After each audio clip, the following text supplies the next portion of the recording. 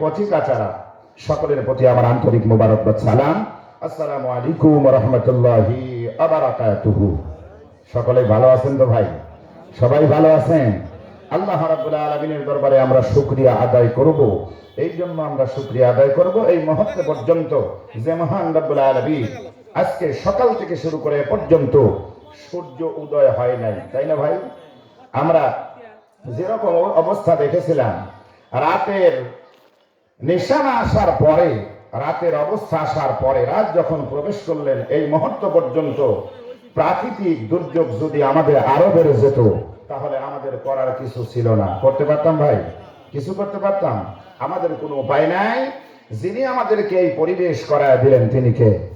জোরে বলুন কে? সেই মহান আল্লাহ রাব্বুল আলামিনের দরবারে আমরা কালিমাতুশ শুকর আদায় করছি, সকলেই পড়ছি আলহামদুলিল্লাহ।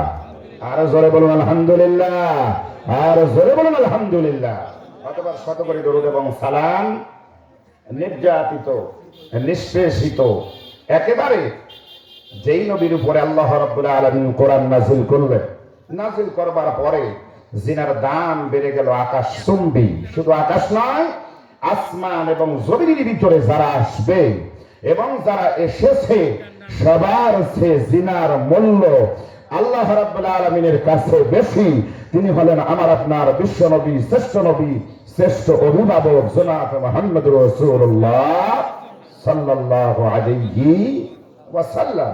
সম্মানিত ভাইরা, দিনের ব্যাপারে, রাসূলের ব্যাপারে সাহাবারা কিঞ্চিত পরিমাণ ছাড় দেন নাই। সুবহানাল্লাহ বলুন। দিনের যদি অপমাননা হতো, রাসূলের কেউ যদি রাসূলকে কটাক্ষ করে যদি কোনো মানুষ কথা বলতেন সেই জামানায় রাসূলের পক্ষে, রাসূলের মত নিয়ে পৃথিবীর জমিনে সেই সাহাবায়ে একরাম, তাবেঈন, খুলাফায়ে রাশিদিন, সাহাবায়ে একরাম পঙ্গপালের মতো সেইটাকে প্রতিশোধ নেবার জন্য একেবারে উঠে পড়ে লেগেছে। সুবহানাল্লাহ।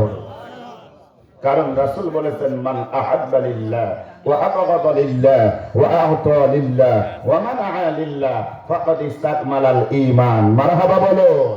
পৃথিবীর জমিনে তুমি যদি কাউকে ভালোবাসতে চাও, ভালোবাসতে হবে কার খুশির জন্য? কথা বলুন, কার খুশির জন্য? রাসূল বলেছেন মান আহাব্বা লিল্লাহ ওয়া আবগাদা লিল্লাহ ওয়া আ'তা লিল্লাহ ওয়া মানা'a লিল্লাহ ফাকাদ ইসতাকমালাল ঈমান। জোরে আল্লাহু আকবার। রাসূল বলেন কারোর সাথে যদি ভালোবাসা স্থাপন করতে চাও আল্লাহর জন্য করবা। কারোর সাথে যদি তুমি শত্রুতা পোষণ করতে চাও আল্লাহর রাজি খুশির জন্য করবা। কারোর সাথে যদি বন্ধুত্ব করতে চাও তাও আল্লাহর রাজি খুশির জন্য করবা। কারোর সাথে যদি বন্ধুত্ব ভেঙে ফেলতে চাও তাও আল্লাহর রাজি খুশির জন্য করবা। কথাগুলো বলেছেন জনাব মুহাম্মদুর রাসূলুল্লাহ। সকলেই পড়ি সাল্লাল্লাহু আলাইহি ওয়াসাল্লাম। সেই রাসূল মক্কায় জন্মগ্রহণ করলেন। এমন একটি মাসের ভিতরে আমরা পদার্পণ করেছি, এই মাসের বরকত আল্লাহর কাছে আকাশচুম্বী। সুবহানাল্লাহ বলুন। আরো জোরে বলুন আল্লাহু আকবার। রাসূলের ব্যাপারে বলেছিলাম এই রাসূল মক্কা থেকে হিজরত করে যখন মদিনায় আসলেন, আজার পরে রাসূলের অন্তরের ভিতরে কেমন জিনিস শুরু হলো। রাসূল চিন্তা করলেন এই মক্কা নগরীতে যেই জায়গায় আমার জন্ম হলো, আত্মীয় স্বজন সবাই ওই দেশের ভিতরে বসবাস করে। 350 মাইল দূরে মক্কায়, মক্কা থেকে মদিনায় চলে আসলাম। ওই যে কাবা ঘর, ওই কাবা ঘর জিয়ারত করবার জন্য মন চায়। আমার একেবারে ভালো লাগে না, ঘুম রাত্রি আসলে ঘুম ধরে না, দিনে আসলে ওই চিন্তা মাথার ভিতরে কাজ করে, আমি চলে যাব, আমি ওই কাবা ঘর জিয়ারত করব। সুবহানাল্লাহ বলুন। আমার ভাইরা, শুধু তাই নয়, সেই ধারাবাহিকতায় আমরা যদি নিজের মাতৃভূমি ছেড়ে ঢাকার জমিনে অবস্থান করি, সেখানে গিয়ে আমাদের মন যেন চায় কখন আমি মাতৃভূমিতে যাব, কখন আমি বাপের ভিটাতে যাব, কখন আমি আত্মীয় স্বজনের কাছে যাব। এমনটি মন চায় না ভাই? জোরে বলুন, চায় না? রাসূল চিন্তা করলেন সাহাবা একরাম আমি চলে যাব, কিন্তু মক্কায় যেতে অত সহজ নয়। মক্কায় যারা রাষ্ট্র ক্ষমতায় বসে আছে তারাই তো আমাকে মক্কা থেকে উৎখাত করে মদিনায় হিজরত করেছে, মদিনায় চলে এসেছি। কিন্তু মক্কায় যেতে গেলে অনেক অতিক্রান্ত পথ আমাকে পেরিয়ে তারপরে মক্কায় সেই রাস্তা মহান স্রষ্টার ঘরটা জিয়ারত করতে হবে। সুবহানাল্লাহ।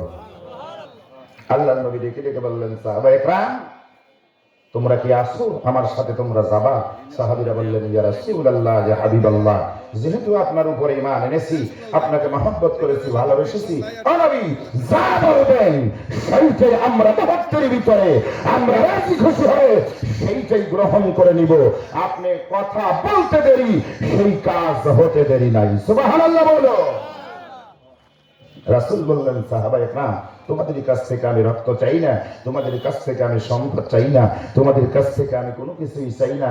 আমার কেন যেন মন চায় আমাকে নিয়ে, আমাকে সঙ্গী হয়ে, আমার সঙ্গী হয়ে তোমরা সকলে নিয়ে আমার বাপের ভিটা, আমার সেই জন্মভূমি, আমার সেই মাতৃভূমি, ওই জায়গায় নিয়ে আমাকে একটু সেই জায়গার ভিতরে আল্লাহর কাবা ঘরটার জিয়ারত করাতে আনাতে পারবা?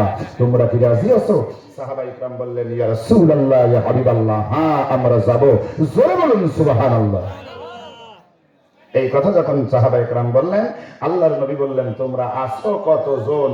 রাসূলের সর্বসাকুল্যে গুণে দেখা গেল আপনার 1400 সাহাবায়ে কেরাম। মারহাবা বলুন, আরো জোরে বলুন মারহাবা। কত শত? 1400। কিন্তু এই 1400 সাহাবায়ে কেরাম তাদের হাতে কি ক্ষমতা আছে? জোরে বলুন আছে? পৃথিবীর জমিনে পার্লামেন্ট শাসন করবে 300 এমপি, ঠিক না ভাই? এই 300 এমপি 56,000 বর্গ মাইলের যা বলবে তাই হবে, ঠিক না ভাই? ঠিক। 300 মানুষ যা বলবে তাই হবে। আমরা 18 কোটি 19 কোটি মানুষ মিলে যেটা বলতে পারবো না, স্বরাষ্ট্রমন্ত্রী অধিবেশনে যেটা পাস করবে সেইটাই বাংলাদেশের জন্য গ্রহণযোগ্য হবে। জোরে বলুন ঠিক না বেঠে?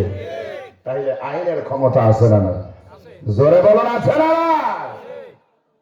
সাহাবায়ে কেরাম বললেন, ইয়া রাসূলুল্লাহ, ইয়া হাবিবাল্লাহ, 1400 আমরা সাহাবী, আমরা আছি। আল্লাহ রাসূল বললেন, সাহাবায়ে কেরাম তাহলে কি তোমরা আমার সাথে রওনা হবে? সাহাবায়ে কেরাম বললেন, ইয়া রাসূলুল্লাহ, ইয়া হাবিবাল্লাহ, আপনি চিন্তা করবেন না, টেনশন করার প্রয়োজন নাই, এই মুহূর্তের ভিতরে আপনার সাথে আমরা রওনা হয়ে গেলাম। জোরে বলুন আল্লাহু আকবার। রাসূল রওনা হয়ে গেল।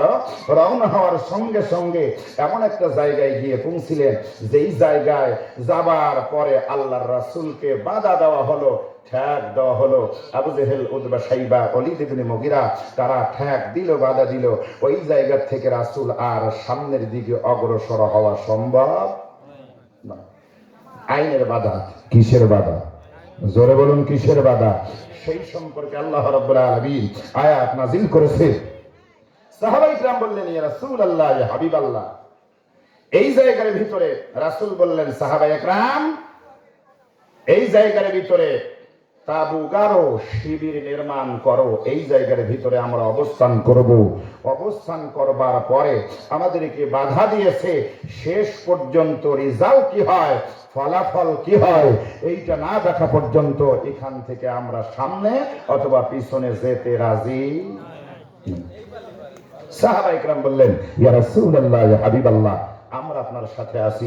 আল্লাহর নবী বললেন, সাহাবায়ে কেরাম আমরা অনেক দূর থেকে শুনতেছি আমাদের মারার জন্য, আমাদের আক্রমণ করার জন্য কাবা শরীফ জিয়ারত করা যাবে না এই লক্ষ্যে তারা বিরোধিতা করতেছে। কিন্তু আমরা নিগুর তথ্য, গোয়েন্দা বাহিনী দিয়ে তথ্য তুলতে পারি নাই।